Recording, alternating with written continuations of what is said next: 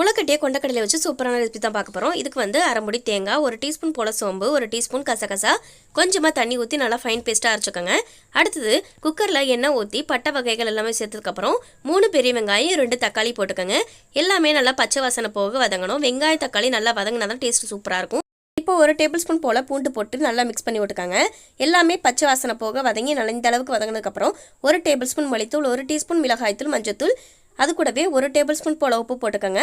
உங்கள் காரத்துக்கு ஏற்ற மாதிரி அதிகமாகவே போட்டுக்கோங்க. நம்ம ஆரம்பத்தில் அரைச்சி வச்சுருக்க தேங்காய் தண்ணி எல்லாத்தையும் ஊற்றுனதுக்கப்புறம் நல்லா மிக்ஸ் பண்ணி விட்டுக்கோங்க. அதிகப்படியான தண்ணி சேர்க்க வேணாம்.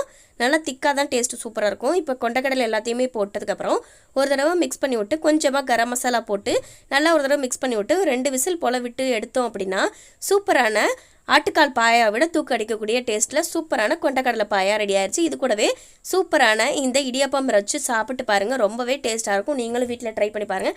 ட்ரை பண்ணி பார்த்துட்டு இப்படி இருக்குன்னு